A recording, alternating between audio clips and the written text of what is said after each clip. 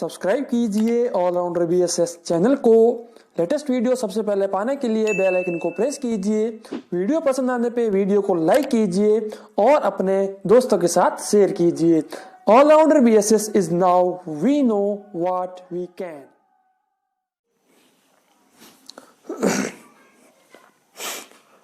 Friends, allrounder BSS team की ओर से मैं बीएस सोलंकी आपका फिर से हार्दिक स्वागत करता हूं।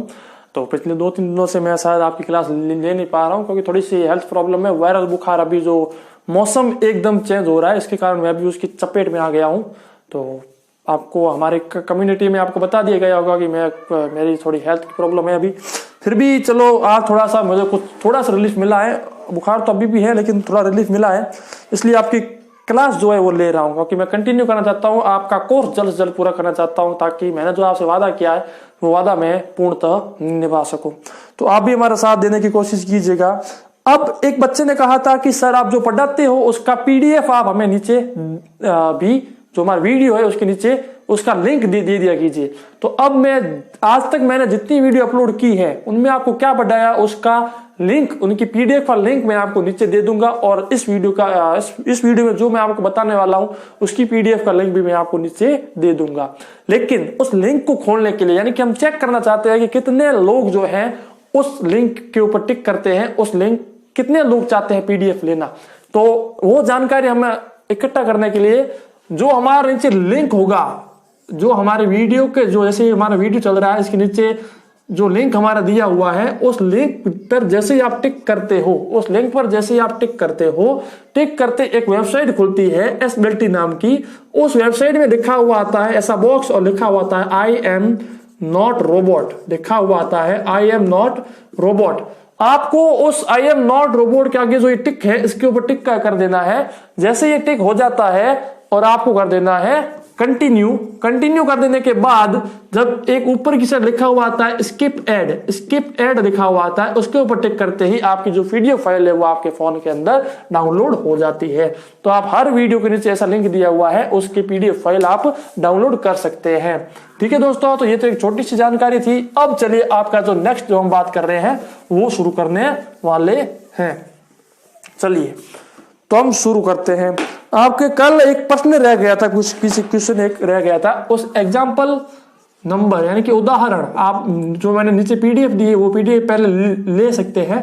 उदाहरण नंबर जो 11वां है वो मैं कर रहा हूं पेज नंबर 36 वाला, जो पेज नंबर 36 है इसका उदाहरण नंबर 11 मैं कर रहा हूं। अभी इसमें एक उदाहरण दिया हुआ है कि एक व्यक्ति 2 रेडियो 624 रुपए में क्रय करके, एक व्यक्ति है, प्रश्न लिख देता हूं मैं यहां पर, एक व्यक्ति 2 रेडियो 624 रुपए में क्रय करके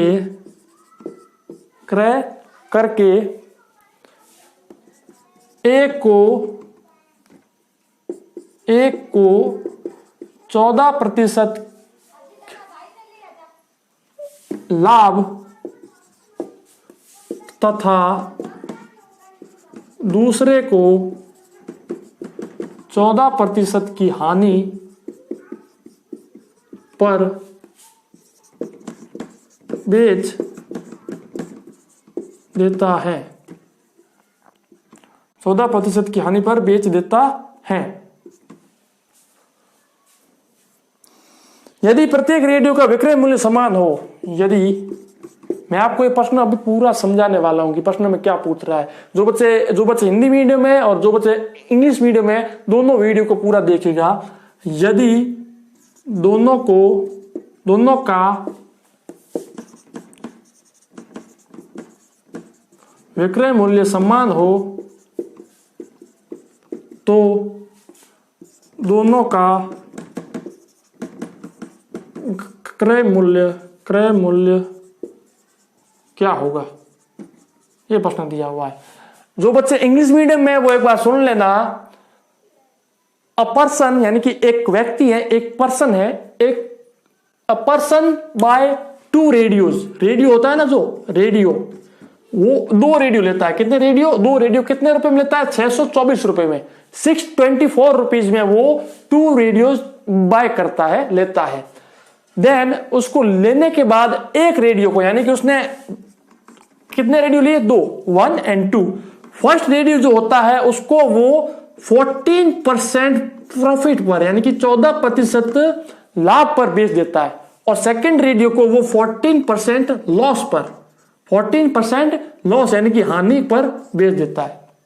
यानी कि उसने 2 रेडियो ली, दोनों का मूल्य, यानी कि दोनों का मूल्य कुल मिलाकर 624 रुपए में उसने लिए थे। कितने रुपए में? 624 रुपए में उसने लिए थे। अब एक रेडियो को उसने 14% फायदे के साथ, 14% लाभ के साथ उसने बेच दिया, दूसरे को 14% हानि यानी कि लॉस के साथ बेच दिया। अब उसने पूछा है कि अगर दोनों, यदि दोनों का विक्रय मूल्य सेम हो, समान हो, विक्रय मूल्य मतलब सेलिंग प्राइस, अगर उनका सेलिंग प्राइस जो है वो अगर समान है, यानी कि इक्वल है, सेलिंग प्राइस अगर इक्वल है, तो बताइए उनका कॉस्ट प्राइस क्या होगा। यानी कि इसका कॉस्ट प्राइस, यानी कि जो फर्स्ट रेडियो था उसका और सेकंड रेडियो का जो था रेडियो, उसका कॉस्ट प्राइस, दोनों का हमें कॉस्ट प्राइस ज्ञात करना है। मोस्टली बच्चे, कई बच्चे, यानी कि 99.99 बच्चे ये प्रश्न गलत करके ही आते हैं। वो क्या सोचते हैं कि एक पर 14% का फायदा हो गया, दूसरे पर 14% का लॉस हो गया, मतलब कि बात हो की हो रही बराबर हो गई। और फिर वो क्या करते हैं, 624 में 2 का भाग देकर क्या कहते हैं कि 312 रुपए में उसने एक रेडियो खरीदा था, यानी कि दोनों रेडियो 312 में खरीदे थे। लेकिन यहां पर आप गलत करोगे, ये रॉन्ग होगा। रॉन्ग क्यों होगा? क्योंकि एक पर 14% का फायदा हुआ है और दूसरे पर 14% की हानि हुई है, लॉस हुआ है। यहां पर दोनों का कॉस्ट प्राइस इक्वल नहीं होता, कभी भी सेम नहीं होता। इस चीज को ध्यान में रखना। अब चलिए इसको हम सॉल्व करने की कोशिश करते हैं, ठीक है। तो ये प्रश्न आपने लिख लिया होगा, और ना लिखा होता तो इसकी पीडीएफ फाइल का लिंक मैंने नीचे दे दिया है, आप देख सकते हैं वहां से, ठीक है, कोई दिक्कत नहीं है। अगर आपके पास 2 फोन हो तो एक फोन में आप जो मैंने पीडीएफ दी हुई है उसको खोल दीजिए और दूसरे फोन में आप हमारा वीडियो देख सकते हैं, ठीक है। तो चलिए मैं आगे आपको दिखाता हूं इस प्रश्न को। क्या कहा गया था कि उसने 624 रुपए में 2 रेडियो लिए थे, 624 रुपए में 2 रेडियो लिए थे। यानी कि हम यहां पर प्रश्न सॉल्व करते हैं, इसका आंसर लिखते हैं। कैसे लिखेंगे कि माना कि, यानी कि हम एज्यूम करते हैं, माना कि एक रेडियो का मूल्य, एक रेडियो का क्रय मूल्य यानी कि कॉस्ट प्राइस जो है वो है X रुपए। यानी कि हम एज्यूम करते हैं कि the cost price of first radio is X rupees. Then फिर दूसरे रेडियो, जो दूसरा रेडियो है, दूसरे रेडियो का कॉस्ट प्राइस या फिर कह सकते हैं क्रय मूल्य जो है वो है 624 माइनस X रुपीज। ये क्यों आया 624 माइनस X? क्योंकि दोनों रेडियो का एक साथ मिलाकर जो रुपए है वो 624 रुपए है। अगर हम एक रेडियो, यानी कि एक रेडियो का मूल्य X, उसको अगर इसमें से माइनस कर दे तो हमारे पास दूसरे जो है रेडियो, उसका मूल्य हमारे सामने आ जाता है, ठीक है। तो ये हो गया। अब हम यहां पर सॉल्व क्या करते हैं? सॉल्व क्या करते हैं हम यहां पर कि पहले रेडियो पर लाभ, पहले जो था रेडियो उस पर कितना लाभ हुआ था? 14%, यानी कि 14%। अब वो लाभ कैसे हुआ? मतलब पहले रेडियो का मूल्य कितना था? X रुपए, और इस X रुपए पे हमें 14% का फायदा हो गया, लाभ। ये तो आ गया लाभ। अब हम यहां पर लिखते हैं पहले रेडियो का विक्रय मूल्य, यानी कि the selling price of first radio, यानी कि जो फर्स्ट रेडियो था उसका सेलिंग प्राइस क्या है? तो क्या होगा? सेलिंग प्राइस X रुपीज, यानी कि क्रय मूल्य प्लस प्रॉफिट, यानी कितना लाभ हुआ। लाभ कितने रुपए का हुआ? इसको यहां से कट कर सकते हैं हम। यहां पर 7 आता है क्योंकि हम 2 का भाग 14 में देते हैं, कितनी बार? 7 बार। और 2 का भाग 100 में दिया कितनी बार? 50 बार। अब इनको मल्टीप्लाई कर दो तो क्या आता है? 7x/50, ये आ गया। फिर इसको आगे सॉल्व करते हैं अगर, तो इसके नीचे 1 लेकर 50 और 1 का हम एलसीएम यानी कि लसअप ले लेते हैं। क्या ले लेते हैं? लसअप। लसअप कितना आ गया? 50। अब a का भाग 50 में दिया, कितनी बार गया? 50 बार। 50 को किससे मल्टीप्लाई करेंगे? x से। तो 50 इंटू एक्स, बीच में कौन सा चिन्ह है? प्लस का, तो प्लस यहां पर आ जाता है। 50 का भाग 50 में दिया एक बार, इस एक को किससे मल्टीप्लाई करेंगे? 7x से। ये आ गया। अब अगर इसको ओवरऑल लिखते हैं तो कितना आता है? 50x और 7x कितना आ गया? 57x, यानी कि 57x बट्टा कितना आ गया? 50, यानी कि 50। ये हो गया। तो देखिए selling price of first radio, यहां पर लिख देते हैं। Selling price of first radio कितना था? 57x बाई 50, 57x बट्टा 50। ये था पहले रेडियो का सेलिंग प्राइस, यानी कि विक्रय मूल्य। अब हम दूसरे रेडियो की बात करते हैं। यहां पर हम दूसरे रेडियो की बात करते हैं। तो मैंने आपको बताया था इससे थोड़ी देर पहले कि दूसरे रेडियो का विक्रय मूल्य जो है, सॉरी कॉस्ट प्राइस जो है, अब लिखते हैं यहां पर दूसरे रेडियो का क्रय मूल्य, यानी कि कॉस्ट प्राइस कितना था? 624 माइनस एक्स रुपीज, यानी कि 624 में से x को माइनस किया तो ये कॉस्ट प्राइस आ गया। अब हम यहां पर लिखते हैं दूसरे रेडियो पर हानि, यानी कि the loss on second radio, यानी कि दूसरे रेडियो पर हमें 14% की हानि हुई है। तो क्या लिखेंगे यहां पर हम? 14%, मतलब कि 624 माइनस एक्स का 14% हमें हानि हुई है, ये लॉस हुआ है हमें। आगे बात समझ में कि 624 माइनस एक्स का 14% हमें हानि हुई है, लॉस हुआ है। अब हम यहां पर बात करते हैं दूसरे रेडियो का विक्रय मूल्य। दूसरे रेडियो का विक्रय मूल्य, यानी कि selling price of second radio कितना आता है? सेलिंग प्राइस यानी कि कॉस्ट प्राइस माइनस, सॉरी हाँ, कॉस्ट प्राइस माइनस क्या आएगा? कॉस्ट प्राइस माइनस लॉस, यानी कि यहां पर लिखता हूं मैं, कॉस्ट प्राइस माइनस लॉस, यानी कि क्रय मूल्य माइनस हानि, यानी कितने रुपए में हमने उसको लिया था और उसमें से कितनी हानि हुई उसको माइनस कर दो। ठीक है, तो हमने यहां पर उसका कॉस्ट प्राइस क्या आ रहा है हमारे पास? 624x इंटू 14 बट्टा 100 माइनस क्या करना है हमें यहां पर? सॉरी,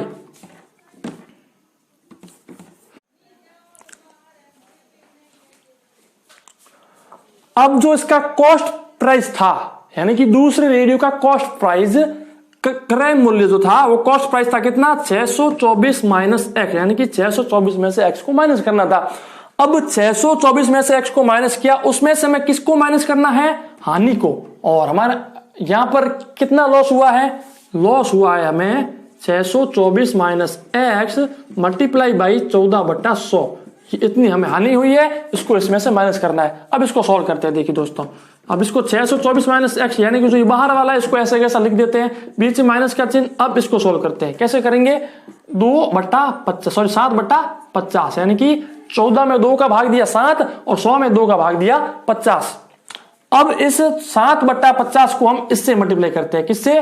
624 से और एक्स से, क्योंकि ये इसके यहां आता है, यानी कि 7 बट्टा 50 पहले इससे मल्टीप्लाई करेगा फिर इससे मल्टीप्लाई करेगा। तो 624 इंटू 7 बट्टा 50, बीच में चिन्ह कौन सा है? माइनस का, x इंटू 7 बट्टा 50, ये आ गया हमारे यहां पर। ठीक है, अब हम इसको ऊपर और सॉल्व करते हैं। चलिए सॉल्व करते हैं इसको। तो क्या आता है? 624 माइनस एक्स, ऐसे कैसा लिख देते हैं, माइनस क्या आता है यहां पर? इसको सॉल्व करते हैं। देखिए 50 में 2 का भाग दिया 25 बार, 624 में 2 का भाग दिया 312 आ गया। अब इसको लिखते हैं ऊपर 312 इंटू 7 बट्टा 50, बीच में चिन्ह कौन सा है? माइनस का। एक्स को 7 बट्टा 50 से किया, इंटू किया तो क्या आ गया? सॉरी, हम इसको यहां पर क्यों काट रहे हैं? हमें यहां पर काटना नहीं है, हम काट सकते हैं लेकिन मैं काट नहीं रहा हूं, क्योंकि आगे हमें फिर से एक ये चीज करनी पड़ेगी। मैं आपको इसके आगे कहने वाला हूं हम इसको ऐसा कैसे लिख देते हैं, यहां पर क्या कैसे लिख देते हैं, 624 इंटू 7/50, माइनस का चिन्ह आ गया, x इंटू 7/50 कितना आ गया, 7x/50, ये आ गया। देखिए यहां पर 624 में से x को माइनस करना है और यहां पर ये क्या दिया हुआ है, बाहर माइनस दिया हुआ है, यानी कि कोष्टक के बाहर माइनस दिया हुआ है। अब ये माइनस जाएगा इसके अंदर। अब जब ये माइनस इसके यहां पर आता है अंदर तो क्या आता है, 624 माइनस x, फिर ये माइनस गया अंदर तो यहां पर क्या है, प्लस माइनस प्लस माइनस, तो ये क्या आ गया 624 इंटू 7/50, माइनस का चिन्ह फिर से लगा। ये देखिए यहां पर माइनस और माइनस क्या हो गया, प्लस हो गया, तो बट्टा 50 ये हो गया।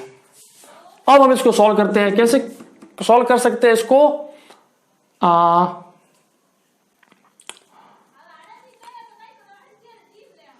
इसके नीचे भी 1 ले लो, इसके नीचे भी 1 ले लो और इन दोनों को कर दो मल्टीप्लाई, तो क्या आ गया 624/1 माइनस x/1 माइनस 7 चौक 28 का 8 ऊपर लगे 2, 7 दूनी 14 और 2 16 का 2 ऊपर लगा 1, 7 संग 42, 42 और 1 43/50 प्लस 7x/50।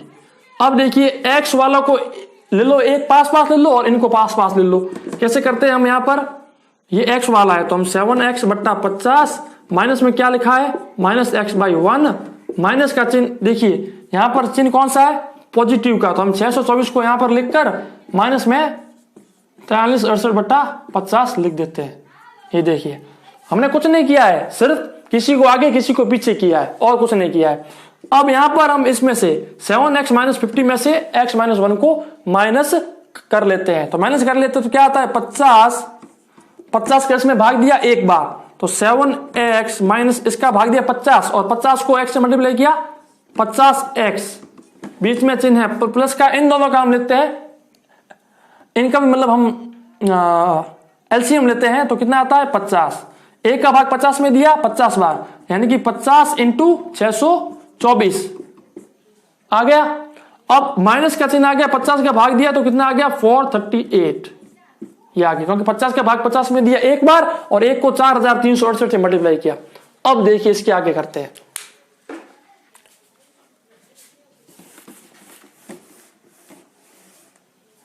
अब इसको इससे आगे जब हम सॉल्व करते हैं तो देखिए यहां पर भी 50 है, यहां पर भी 50 है, मतलब कि दोनों जो दोनों संख्या है इनका एलसीएम हम 50 ले लेते हैं, यानी कि इक्वल ले लेते हैं। अब देखिए यहां पर हम इसको सॉल्व करते हैं, क्या लिखा है 7x माइनस 50x प्लस, इसको सॉल्व कीजिए आप, क्या आता है 5 चौक 20 का 0 ऊपर लगा 2, 5 दूनी 10, 2 12 का 2 ऊपर लगा 1, 6 पंच और 30 और 1 31, पीछे क्या है कि 0 एक और है तो 0 ले लेते हैं, माइनस में कितना है 43068 ये लिखा हुआ है। अब इसको आगे सॉल्व करते हैं, इसको इसमें से माइनस किया, यानी कि 7x में से 50x को माइनस किया तो कितना आ गया 40 माइनस 43x, ये आ गया। फिर प्लस इसमें से इसको माइनस किया, यानी कि 31,200 में से 4368 को माइनस किया, कितना आता है 2, यहां पर 9 हो गया, 9 में से 6 गया, पीछे बचा 3, यहां पर रह गया 11 में से 3 गया 8, यहां पर बच गया 10 में से 4 गया 6 और 2 26,832, तो यहां पर हम लिखते हैं 26,832 बट्टा 50।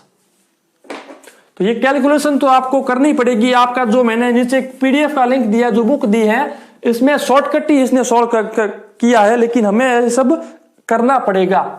अब यहां पर ये आता है, अब देखिए ये जो है ये है दूसरे का, यानी कि दूसरा जो हमारा रेडियो था, दूसरे रेडियो का सेलिंग प्राइस, ये क्या है विक्रय मूल्य है दूसरे रेडियो का, और पहले का क्या था ये था। अब इसने प्रश्न में क्या कहा था कि पहले रेडियो का विक्रय मूल्य और दूसरे रेडियो का विक्रय मूल्य इक्वल है, यानी कि बराबर है, तो हम यहां पर लिख देते हैं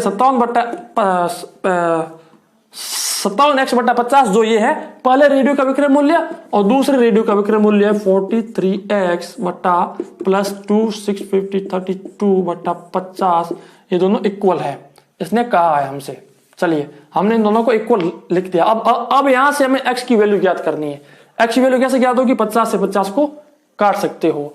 अब यहां पर आ रहा है 57x और यहां पर आ रहा है 43x। अब 43 को हम यहां ले लेते हैं x को, तो 57x प्लस 43x, क्योंकि ये यहां पर माइनस था, इक्वल के चिन्ह को पार करते ही हो गया पॉजिटिव। यहां पर हम जो इसका है ऐसे कैसे लिख देते हैं 6 8 32। अब देखिए इन दोनों को जोड़ते हैं तो क्या आता है 100, कितना आता है 100x इज इक्वल टू 26,832। अब x की वैल्यू क्या होगी 26,832 बट्टा 100। 100 का इसमें भाग दिया तो कितना आएगा 268.32, क्योंकि नीचे क्या है 2 जीरो है और 2 जीरो मतलब दो संख्याओं के बाद पॉइंट लगा दो, यानी कि दो संख्याओं के बाद पॉइंट लगा दिया, यानी कि जो हमारे x की वैल्यू आई है वो आई है 268.32 रुपए। इसका मतलब जो फर्स्ट रेडियो था हमारा, जो पहला रेडियो था, उसका जो मूल्य है वो है 268.32 रुपए, और जो दूसरा रेडियो है उसका मूल्य कितना हो गया 624 माइनस 268.32। इसको सॉल्व करके आप इसका आंसर नीचे कमेंट बॉक्स में दे देना।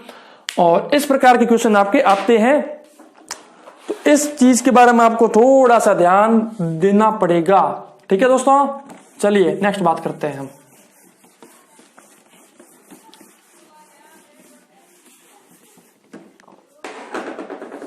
बारहवां क्वेश्चन, इस प्रश्न में यार बहुत ले ले टाइम है ना टाइम तो लेता है। चलिए 12 क्वेश्चन करते हैं हम। 40 रुपए में 45 आम बेचने से एक फल विक्रेता को 20% की हानि होती है। 40 रुपए में 45 आम बेचने पर एक फल विक्रेता को 20% की हानि होती है। एक फल विक्रेता को 20% की हानि होती है। वह 24 रुपए में कितने आम बेचे कि 20% का लाभ हो। वह 24 रुपए में कितने आम बेचे कि उसे 20% का लाभ हो। मतलब कि प्रश्न पूछ रहा है कि एक फ्रूट सेलर है जो अगर 45 आम यानी कि 45 मैंगोज अगर वो बेचने पर अगर वो 40 रुपए में बेचता है, यानी कि एक कोई फल विक्रेता है, अगर वो 45 आम 40 रुपए में बेचता है, यानी कि अगर 40 रुपए में 45 आम बेचता हो तो उससे 20% का लॉस होता है, 20% की हानि होती है। तो बताइए कि 24 रुपए में वो कितने आम बेचे कि उसको 20% का फायदा हो जाए, कि 24 रुपए में वो कितने आम बेचे कि उसे 20% का प्रॉफिट हो जाए या फिर 20% का फायदा हो जाए। चलिए तो इस प्रश्न को सॉल्व करने की कोशिश करते हैं। चलिए, बीच में क्या है कि फोन आता रहता है मेरे, तो थोड़ी बहुत परेशानी होती है। खैर देखते हैं कि 40 रुपए में 45 आम बेचने पर उसको 20% की हानि होती है, लॉस होता है। अब हमें सोचने वाली बात यह है कि अगर वो 40 रुपए में बेचता है 45 आम और उसको 20% का लॉस होता है, यानी कि हानि होती है, तो फिर उसको कितने रुपए में बेचना चाहिए कि उसको कुछ भी हानि या कुछ भी लाभ ना हो। ऐसे क्वेश्चन हमेशा ऐसे ही सॉल्व करना है बच्चों, एकदम इजी हो जाएगा। तो सबसे पहले एक ट्रिक बताता हूं, एक बात बताता हूं आपको, उस बात को याद रखना। कॉस्ट प्राइस जो होता है उसको हम हमेशा 100% मान के लेते हैं, कि कॉस्ट प्राइस को हम 100% मानते हैं, यानी कि 100% मानते हैं। मतलब कि कॉस्ट प्राइस को हम कहते हैं क्रय मूल्य को हम 100% मानते हैं। क्यों मानते हैं? क्योंकि मान लीजिए उसने 100 रुपए में चीज ली, अब अगर उसने उस चीज को 120 रुपए में बेचा, मतलब कि 120%, यानी कि उसको 20% का क्या हो गया, फायदा हो गया। और अगर उसने वो चीज 80 रुपए में बेची, मतलब कि 100 माइनस 20 यानी कि 80%, यानी कि उसको नुकसान हो गया, लॉस हो गया। तो इस प्रकार से मैं आपको समझाना चाहता हूं कि जब 100% हो मतलब कि हम उसका कॉस्ट प्राइस ज्ञात कर रहे हैं, कॉस्ट प्राइस फाइंड आउट कर रहे हैं, मतलब कि हम क्रय मूल्य ज्ञात कर रहे हैं। अगर हम 120% ज्ञात कर रहे हैं मतलब कि हमें उसका कितना लाभ हुआ, उसको 20% का क्या हुआ है, लाभ हुआ है उसको, इसलिए उसके 120% हो रहे। अगर उसके 80% हो गए मतलब कि उसको 20% की हानि हुई है, लॉस हुआ है। वो ये रूल हम यहां पर यूज करते हैं, देखिए कि उसको 20% का लॉस हुआ है, मतलब कि 100 माइनस 20 यानी कि 80%, यानी कि जो चीज उसने 100% में ली थी उसको उसने 80% पर बेच दी, मतलब कि जो चीज 100 में ली थी उसको उसने 80 रुपए में बेच दिया। 100% वाली चीज को 80% में बेच दी, यानी कि उसको लॉस तो हुआ ही है। वो तो ये खुद कह रहा है कि उसको 20% का लॉस हुआ है। लेकिन ये जो 40 रुपए हैं ये कितने हैं, 80% है। कितने हैं, 80%। अब हमें यहां पर ये चेक करना है कि उसको ये 45 आम कितने रुपए में बेचने चाहिए थे, या फिर उसने ये 45 आम कितने रुपए में लिए थे, उसका कॉस्ट प्राइस क्या है, हमें ये ज्ञात करना है। सबसे पहले ये सॉल्व आउट करना है कि इसका कॉस्ट प्राइस क्या है। पहले यहां पर उसने सेलिंग प्राइस दिया हुआ हो, विक्रय मूल्य दिया हुआ हो, लेकिन हमें ज्ञात करना है क्रय मूल्य, कॉस्ट प्राइस। अब कॉस्ट प्राइस कैसे होगा फाइंड आउट, कॉस्ट प्राइस मतलब 100% ज्ञात करना है हमें, लेकिन हमारे पास कितना दिया हुआ है, 80%। अब अगर हम 40 में 80 का भाग दे दे, यानी कि 1% में कितने रुपए, 1% में कितने रुपए, तो ये हो गया 1% में कितने रुपए है, इनटू कर देते हैं 100, यानी कि 100% में इतने रुपए होंगे। आप खुद जानते हो बच्चों कि अगर 1% में कुछ रुपए हैं और उसको हमें 100 में कन्वर्ट करना है तो हम उसको 100 से मल्टीप्लाई करते हैं, तो ये हो गए 1% में के मूल्य, यानी कि 1% हम कैसे कर सकते हैं ज्ञात, 40/80, ये हो गया 1% में कितने रुपए। अब 1% में इतने रुपए, तो 100% में कितने रुपए, मल्टीप्लाई बाई 100, यानी कि 100 से गुणा कर देते हैं। तो देखिए यहां पर इसको हमने 100 से मल्टीप्लाई किया। अब देखिए 40 एकम 40, 40 दूने 80, 1/2 इंटू 100, इसको इससे भाग दोगे, दो का 100 में तो 50 रुपए, यानी कि अगर उसने 50 रुपए में 45 आम बेचे होते, या फिर 45 आम अगर उसने 50 रुपए में बेचे होते, तो उसको कोई ना तो कोई फायदा होता ना ही कोई घाटा होता। मतलब कि 45 आमों का कॉस्ट प्राइस, 45 आमों का कॉस्ट प्राइस है 50 रुपए। आगे बात समझ में। अब हम यहां पर देखते हैं कि 1 रुपए में कितने आम लिए होंगे उसने, 1 रुपए में कितने आम लिए होंगे, मैंने आपको बताया था। अब देखिए 1 रुपए में कितने आम, अब यहां पर रुपए पहले आ रहा है कि आम पहले आ रहा है, यहां पर रुपए पहले आ रहा है, तो जो पहले आता है वो नीचे जाता है, यानी कि 50 रुपए नीचे चला गया।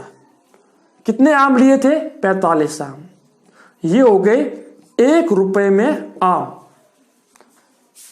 5 का भाग दे दो 9 बार, 5 का भाग दे दो 10 बार, यानी कि 1 रुपए में उसने 9/10 आम लिए थे। कितने आम लिए थे, 9/10 आम। अब मैं इसको और आगे सॉल्व करता हूं, आप इसको देखते रहिए। आपने प्रश्न तो लिख लिया होगा, ठीक है। चलिए मैं ऊपर से उसको यहीं से मिटा देता हूं। चलिए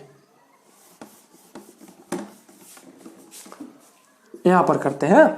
तो देखिए 1 रुपए में 9/10 आम लिए। अब ये क्या कह रहा है यहां पर कि 24 रुपए में वो कितने आम बेचे, 24 रुपए में वो कितने आम बेचे कि उसे 20% का लाभ हो जाए। अब देखिएगा यहां पर थोड़ा सा ध्यान दीजिएगा, मैंने अभी अभी आपको कहा था कि अगर लाभ होता हो मतलब कि 100% में उसको जोड़ दो, यानी कि यहां पर 20% का लाभ है, मतलब 20% को जोड़ दो, यानी कि 120%, ठीक है। मतलब कि ये 24 रुपए में उसके 20% फायदा भी है। ये क्या कह रहा है ना यहां पर, देखिए कि 24 रुपए में कितने आम बेचे कि उसको 20% का फायदा हो जाए, यानी कि इस 24 रुपए में 120% है, यानी कि 100% तो वो हो गए, कौन सा, वो कॉस्ट प्राइस जो थे हमारे कॉस्ट, यानी कि 24 रुपए में कॉस्ट भी है और 24 रुपए में फायदा भी है, यानी कि 24 रुपए में 100% भी है, 24 रुपए में 20% भी है। टोटल कितना हो गया, 120%, यानी कि जो ये 24 है ये कितना परसेंट है, 120% है। अब यहां पर हमें यह फाइंड आउट करना, देखिए दोस्तों मैं अच्छी बात बता रहा हूं, ये चीज आपको कोई नहीं बताएगा, कहीं पर भी ऑनलाइन सर्च कर लो, किसी भी मास्टर से पूछ लो, आपको ये ट्रिक कोई नहीं बताएगा। और ये सबसे अच्छी ट्रिक है, मैं खुद इसी से क्वेश्चन सॉल्व करता हूं। तो देखिए 120% कितना हो गया, 24 रुपए। एक बार फिर से समझाता हूं, समझने की कोशिश कीजिएगा। उसने कहा कि 40 रुपए में 45 आम बेचने पर उसको 20% की हानि होती है। अब 20% की हानि होती है मतलब जो आम उसने जो उसका कॉस्ट प्राइस था, यानी कि जो आम उसने 100% पर लिए थे वो आम उसने 80% पर बेच दिए। अब ये जो 40 रुपए है ये क्या 80% है, तो 40 में 80 का भाग दिया, यानी कि 1% में कितने रुपए होते हैं। अब हमें कॉस्ट प्राइस ज्ञात करना है, कॉस्ट प्राइस ज्ञात करने के लिए उसको 100% से मल्टीप्लाई कर देते हैं। तो यानी कि 1% में 40/80 रुपए होते हैं, तो 100% में कितने रुपए हो गए, 50 रुपए। यानी कि उसने 45 आम 50 रुपए में लिए थे। अब इसने क्या कहा है कि 24 रुपए में वो कितने आम बेचे कि उसको 20% का फायदा हो जाए, यानी कि 24 रुपए में उसका कॉस्ट प्राइस भी, यानी कि सीपीपी साथ है और उसका लाभ भी साथ है, यानी कि 100% भी उसके अंदर है और 20% भी इसके अंदर है, यानी कि टोटल कितने परसेंट है, 120% है। अब हम देखते हैं कि 1% में कितने रुपए होते हैं, यानी कि हमें यहां पर यह चेक करना है कि ये यहां पर पूछ क्या रहा है कि 24 रुपए में कितने आम बेचे, यानी कि वो इसमें फायदा लेगा। फायदा कैसे लेगा कि जो आम इसने कुछ कम पैसों में लिए थे वो उसको 24 रुपए में बेचेगा, उसके बाद ही तो उसको 20% का फायदा होगा। अब यहां पर हम क्या करते हैं, हम ये चेक करेंगे कि जो आम वो 24 रुपए में बेचता है वो आम उसने खुद ने कितने रुपए में लिए थे। हमें सबसे पहले ये चेक करना पड़ेगा कि जो आम ये 24 रुपए में बेच रहा है उसको इसने खुद ने कितने रुपए में लिए थे, यानी कि हमें कॉस्ट प्राइस ज्ञात करना है। यानी कि 24 रुपए में जो आम ये बेचेगा और 20% का जिसमें इसको फायदा होगा वो आम इसने खुद ने कितने रुपए में लिए थे। तो वो कैसे चेक होगा कि हमें सबसे पहले 1%, यानी कि ये 24 रुपए 120% है, तो जब हम 24 में 120 का भाग देते हैं तो हमें 1% मिल जाता है, 1% मिल जाता है। लेकिन हमें क्या करना है, कॉस्ट प्राइस ज्ञात करना है। कॉस्ट प्राइस यानी कि 100 से मल्टीप्लाई कर दो। ये शॉर्टकट ट्रिक है, बहुत अच्छी ट्रिक है। 0 से यहां से काट दो, 0, 12 1 12, 12 2 24, यानी कि 20 रुपए में। अब देखिए जो आम उसने 20 रुपए में लिए थे, अगर वही आम ये 24 रुपए में बेचे तो इसको 20% का फायदा होगा, 20% का फायदा होगा। अब देखिए 20 रुपए में इसने आम लिए थे, ये क्या है, इसका सीपीए है, यानी कि कॉस्ट प्राइस है। अब कॉस्ट प्राइस कितना है, 20 रुपए, 20 रुपए। अब आप देखिए कि इसने एक आम कितने में लिया था, 1 रुपए में कितने आम लिए थे, 9/10 आम। 1 रुपए में 9/10 आम लिए थे, तो 20 रुपए में कितने आम लिए होंगे, 9/10 इंटू 20, 0 से 0 काट दो, 2, 18 आम। कितने आम, 18 आम। यानी कि वो बंदा 20 रुपए के आम 24 रुपए में बेचता है तो उसको 20% का फायदा होता है। और उसने एक रुपए में 9/10 आम लिए थे और 20 रुपए में कितने आम ले लिए, 18, यानी कि ये हमारा सॉल्यूशन हो गया। और आपकी किताब में जो दिया हुआ है, यानी कि जिसका पीडीएफ मैंने नीचे दिया है, उसमें इसने सीधा का सीधा फॉर्मूला यूज किया है, सीधा का सीधा फॉर्मूला यूज किया है। अगर आपको वो उस फॉर्मूले या फिर इस किताब में किस प्रकार से किया ये जानना चाहते हो तो मैं आपको बता दूंगा, लेकिन इस प्रकार से भी आपका इजीली सॉल्व हो सकता है। चलिए, तो ये यहां पर आपका सॉल्व हो चुका है। नेक्स्ट हम बात करते हैं ब्याज की। ब्याज की।